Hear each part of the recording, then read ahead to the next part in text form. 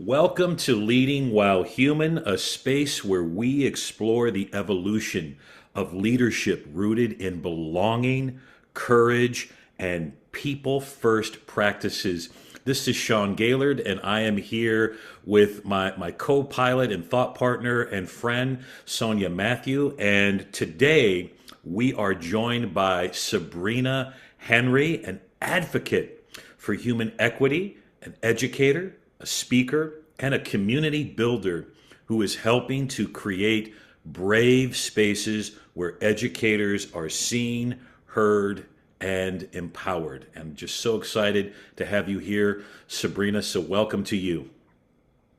Thank you. Thank you for inviting me. It's great to join you both here today. So excited. Thank you so much.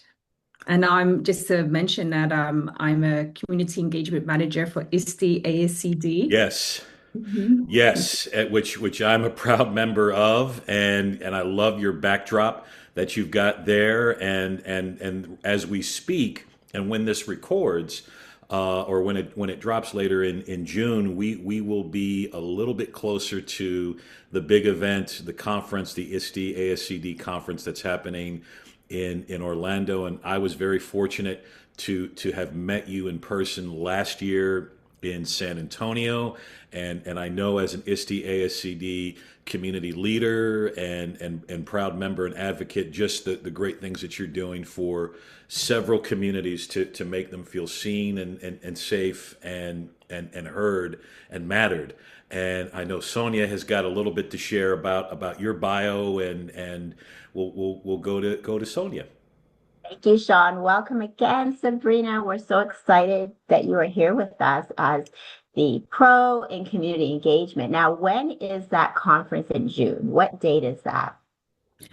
It's June 28th until July 1st. Yes. Okay, I was just wondering because I thought about what you said with the timing of the release, and it's going to be a little bit earlier than that. So definitely some anticipation for our viewers. So Yes. I have the privilege of providing a bio to our viewers here today, and I'm going to go ahead and do that now.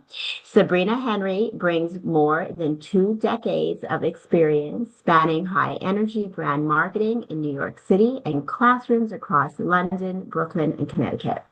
Today, she serves as an ISTE and ASCD community engagement manager dedicated to advancing the human equity of education. I love that. Prior to her work in education, Sabrina spent a decade as a brand manager for major companies, including Coors Light and Hotels.com, before transitioning into advocacy, cybersecurity, and EdTech. Throughout her career, she has served as a substitute teacher, okay, teacher, adjunct instructor, and associate lecturer. Her unique perspective has made her a frequent contributor in administrative strategy conversations where she helps bridge the gap between policy decisions and the lived experiences of educators and students. Throughout her career, I just read that. I'm sorry, I'm trying to go fast, Sean. I'm trying to That's get it all in. okay. All this Hey, wealth we're in a and safe, brave breadth and space. depth of our guests. Sabrina is passionate about creating, as you stated, Sean, brave spaces through roundtables, podcasts, conferences, and community conversations where educators of color are empowered to be seen, heard, and influential. That is a mouthful, and I love that so much. Your leadership philosophy, Sabrina, is simple. When we invest in the human first, the systems follow. Oh my goodness. So we're excited. As you all know, this is Leading While Human. We are so passionate about the topic, and we are dedicated to advancing the work in this area, Sabrina. So we're looking forward to the discussion with you today. So with that, I'm going to ask you our first question, and that is, why does human-centered leadership matter now, Sabrina? Well, thank you very much for the lovely introduction. And yeah, why it matters now is because as we know, the education sector is facing a crisis of retention. And Mhm. with my experience supporting teachers in different countries and states, but just through my experience, I've seen educators are not leaving just because of pay, but they're leaving because of lack of admin support. And with human-centered leadership, one thing that's very important is that it's built on soft skill, which can Mhm. serve as a retention strategy, if you like. So, what's important for leaders to understand is it's how you interact with your staff. Mhm. Are you showing empathy? Are you taking the time to get to know your staff? And also how you're communicating with them. Are you actively listening to them? So, um, we can say, hi, how are you? And then keep on moving. But are we stopping for that minute to really ask, okay, when we ask, how are you? Are we stopping to really find out how are they doing? So active listening is important and all that helps with well-being. Are we really learning about what's going on with the with the educators in the school? So so that's why it really matters today. And we have to remember that educators are humans. So, they're humans with lives, different backgrounds and cultures and anxieties as well. So as educators, sorry, as leaders, one will always be thinking about units, data, units of instruction. But it's important to really tap into the the well-being of the staff, and making sure that we're, as leaders, building a psychological safe environment for the teachers where they can also express how they're feeling and be comfortable to talk. And all that helps for them to stay in the profession. Absolutely. And I wonder about when people are in this work with us, how, when we're interacting with them as leaders, how is our connection with them? How is it helping or not helping or hindering, right? We have to think about that. And that's the reflection piece that when it comes to those soft skills that we tend to not use so much because of all of the mandates. So we have to constantly remember that it is about the soft skills. Very, very key. Thank you, thank you, thank you. So Sean, go ahead. so Next question. powerful. I'm So just powerful. it really is, and as you know, as I'm listening to you, Sabrina, I have a little bit of a advantage in that I have been on the receiving end of everything that you've shared in your role at ISTE+ASCD, and you know I think the thread in all of this is intentionality, and just even how you before we got on and recorded, how you greeted us, and how kind of found some kind of connection to, even though you are our guest, you still found a connection to make us both feel like we matter and we belong, and it was just so warm and beautiful and powerful. So how do you, Sabrina, live this out in your own leadership, or in your own, your current role at ISTE+ASCD? Oh, yeah. So it's the AACD. I'm essentially acting as a bridge between the organization and Mhm. then also with the members and anyone that's in the community as well as non-members. So in my role, the core of my work is making sure to build a relationship with the members and non-members. So anyone that's involved in the community, and then also to provide a platform for them to be able to come together and share their stories and ideas and resources and encourage them to be able to build on that and support one another. And then one of the areas that I focus on are the affinity groups. So we have Connect, which is a online community network for all members and non-members to come together. Educators around the world, they can all come together and connect year round. And also at the conference, we have the affinity spaces at the conference, where educators that identify with the affinity space can come together in person and be able to meet with others that share this similar identities or communities. And let me just quickly mention what the affinity groups and affinity Yeah. spaces are. So we have these are groups and spaces for educators who identify as Arab, Asian Pacific Islanders, Black, Latina, Latino, LGBTQ+, and neurodivergent. So we have 6 right now. And we just provide this space as an opportunity for educators who, educators that belong to those groups tend to work in isolation in their schools. So they feel like they're the only one.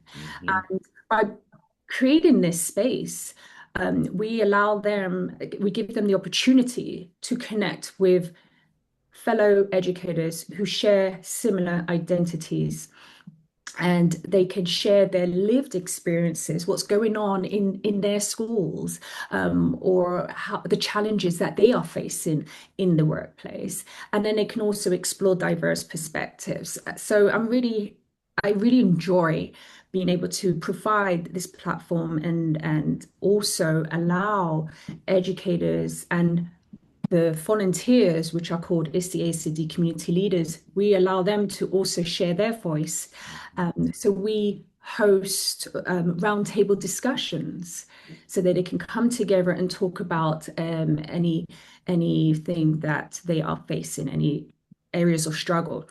So by having these roundtable discussions, or we invite them to our podcast as well, by providing this space and then allowing them to share their voice, we give them the opportunity to share their voice so that leaders around the world, educational leaders, can listen in Yeah. to their stories.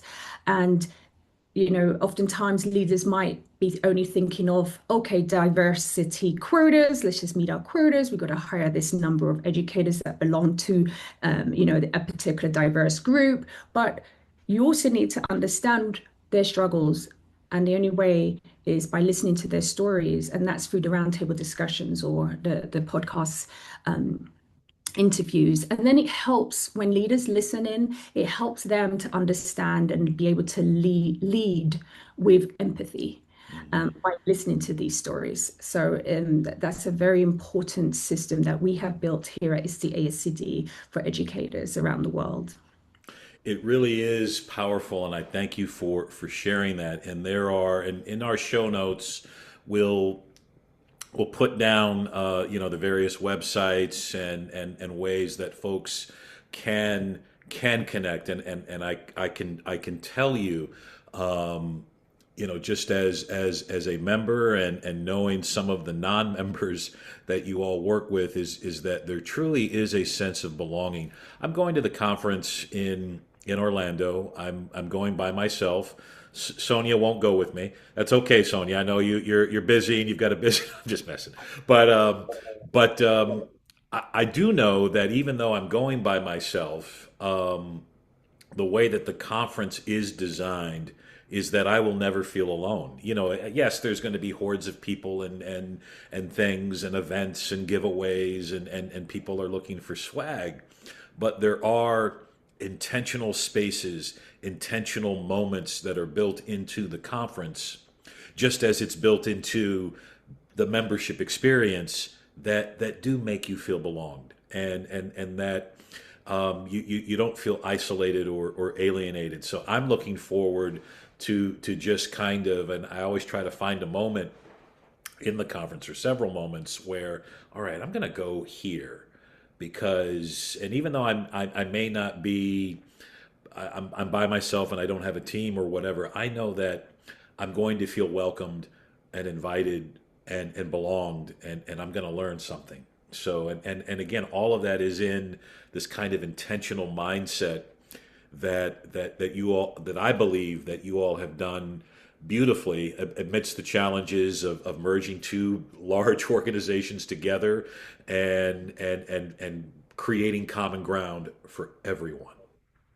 Yeah, and as you mentioned, belonging and going to the conference, as a solo attendee, even though we have affinity spaces for educators that may always feel like that feel isolated where they work, but we'll also be providing like some meetup lounges as well for anyone and everybody, whether they belong to identify as one of the affinity Yes. groups or not. So for those that might be going to the conference by themselves, they've never been before and they might be feeling shy, and Yeah. we don't want them to feel lost. So there will be spaces as well for these meetups will be tied to their job roles so they can meet with others with similar job roles, positions, and then quickly find their crew. And so, yeah, it's the ACD is all about, as you mentioned, it's all about helping people to find their crew, their posse, their people.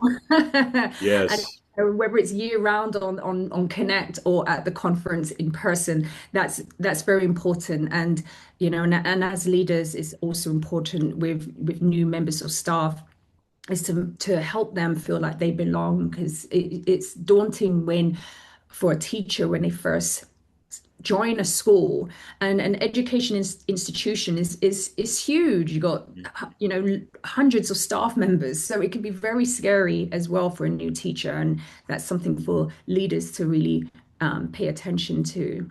And one other thing I want to quickly add about that as well, and it's something I always have to remind myself too, is the importance of praising your staff, even for the little small milestones that they achieve. It may seem small to the leader, but to the actual staff member, it could be so big. Yes. So as a leader, even for myself, when I'm working with the community leaders, the volunteers, I have to remind myself to give praise. And it has to be genuine too. As when Hmm. you're working in leadership, you have to be genuine with what you do as well when communicating with educators. That's so, so true. And I'm always looking for an excuse to share praise, especially to my partner and bandmate, Sonia. And I know she's got our final question before we do a little bit of a lightning round that'll be kind of quick. So, Sonia, take it away. So it's hard for me. Thank you, Sabrina, so much for all of your input. It is so hard for me to be in this space because of the constraints of time. I have so much I want to say. I want so many questions. But so, yes, would love to come to the conference. Will get connected, especially when you are describing these affinity spaces. So where have you all been my whole life? Because I feel like I've been in education for 27 years and I feel like this has been my life, right? Yes. And so I'm living it. When you speak about lived experiences, I was born and raised in Canada. And my parents are immigrants from a poor village in India. So my identity marker is not necessarily easy to put into a kind of an enclave, right, of a group. So because you have the majority, groups that we can kind of fit in, but mine would be pretty small, I think. But I'm excited to get connected. I had no idea. And I know that through this journey, I mean, Sean does encourage me to come to the conference. So just not yet, but I will be joining and I'm very intrigued. Now, my question to you is around people in my situation, in our situation, right? In our individual context of not necessarily feeling like they belong in their daily roles, right? So my question is, what advice do you have besides joining the network and the affinity groups? Because that's great advice, and that's definitely something I encourage everyone out there to join me in that joining the movement. My question is, in our roles we have daily, in the things that we do, what advice do you have for us as school educators, leaders, in helping us to navigate some of those challenges, as we may not feel a sense of belonging and feeling like outsiders in our work? Yeah, so the wonderful thing about Connect, the online community network, is that it's a place that you can join, and then they have affinity groups that you can join if you identify with one of them, and you can build relationships with peers with similar backgrounds. And it's a place where you can also have like private conversations with direct messages if you want to reach out to like one of the volunteers or other members, and have a discussion about anything that you might be facing in the workplace, because sometimes educators that belong to one of those affinity groups, when they're facing a challenge or a struggle, and they want to speak to somebody who has a similar background, there's no one else to talk to in the school, and they might not understand or know how to go to the leader and speak with them, and they may feel that the leader may not understand them. So by going to Connect, that's one place. And then also there's lots of community-led events that's run by ISTE+ASCD that gives the members opportunities to meet others as well and connect. Um, in my work with educators who belong to the affinity groups, one of the things I've seen in my experience working in a classroom is something that I call as the silent expert. So there are many teachers, brilliant teachers, who have answers, but if they don't feel seen by the system, they'll keep the best ideas to themselves. And I had a wonderful discussion with one of the volunteers who is an educator, and she just didn't know how to share her ideas in the school. She was very shy, and also the only one. And she said that the community is supportive, but she just didn't know how to share her voice. But anyhow, one thing that she did with she developed a digital portfolio using the ISTE standards, and she used it to integrate technology in the classroom. And then once all the teachers heard about it, all of a sudden she got all this attention, and they wanted to hear more, and they wanted to be trained by her. And that portfolio helped her to be able to be seen in the school.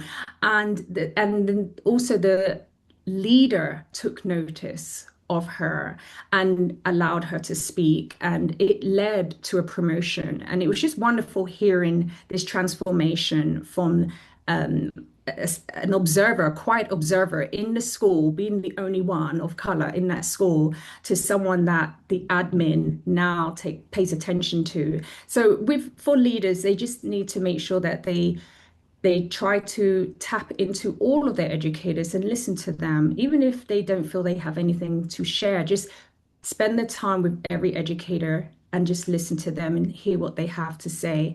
And when that happens, the value of the school leadership goes up. When the leader creates a positive work culture environment, then their value as a school leader goes up. So I just wanted to share that story with you. I love that. Me too. I love that so much. I'm speechless. I think what I took away is really just getting connected to start. And that would be that sense, because we need that constant edification. We Yeah. need that constant encouragement along the journey. And we were talking about this before we came on live, Sean and I, just about how we're curating that space because we need that space, and it's healing for us But coming into that broader community, and specifically when it comes to these affinity groups, and then the support that you spoke about, having the grounding of the ISTE standards to now advance the work, right? And so that we have that credibility, that backing. I'm very involved with my state association and the National Association for School Administrators. And so that's one of the reasons I think about my bandwidth. And we do have our groups as well, like for our assistant principals, and we do have a lot of autonomy when it comes to speaking about areas of equity, for instance. But I think with ISTE, ASD, ASCD, maybe more, just more kind of focused on our needs in those regards. And that's not, that's a good thing to have a diversity of options for us and what works for us. And that's the good news, that there are options out there, maybe not in our place of working every day, but branching out to then have the tools and the leverage to come back into our spaces and feel empowered to now elevate ourselves, but also those around us. So that was beautiful. Thank you, thank you, thank you, Sabrina. And it was so great meeting you. And I look forward to further connection. Absolutely. Hopefully, I'll get to meet you someday in the future. We're going to make that happen for sure. And Sonia, when I'm down at the conference, I'm going to be texting you. I'm going to be sending you pictures. Sabrina, you and I will do a selfie, and we'll send that to Sonia, and we're definitely going to get you involved in the community. Yeah, you got to come home. You got to join us. So we'll if not this year, we're going to get you next year at the next conference. And Sabrina, I will make sure that Sonia applies to present, because she would be a wonderful presenter and speaker at this conference. So we're just getting started, my friend. All Thank right. you. Thank you. Awesome. We've got a quick lightning round that we wanted to do, because really kind of with kind of to your point, Sonia, like our time goes fast and we want to honor our guest time and our listeners' time and viewers' time. So I squeezed in like two quick questions, Sabrina. So it's a lightning round. Spelling doesn't count. Points will not be taken away. So I've got the first one, and it's all about you. All answers are correct. What is one practice, habit, or mindset that helps you stay human in your leadership? Oh, yeah, I like that.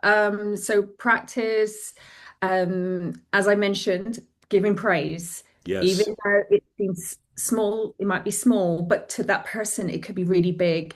It doesn't matter how old we are, we still need praises, not just for students, not just for K through 12.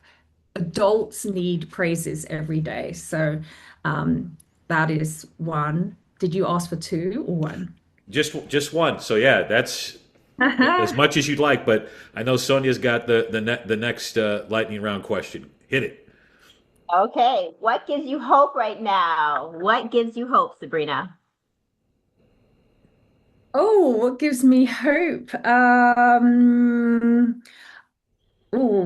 That's a tricky one. I I love challenges. So what gives me hope is to always try my best, try my hardest. And even if I feel like I'm failing, I just love the challenge of trying to figure out another way around it. I love puzzles naturally. So I think I'm always trying to figure out, well, there must be another way, there must be a missing piece. What is the missing piece? Is there another way to figure it out and come up with a strategy? So I'm very competitive at heart, and that's the reason why I always have hope. Hmm. Love it. I do too. You know, Sabrina, when I see you in Orlando, I do want to have an in-depth conversation about London for many reasons.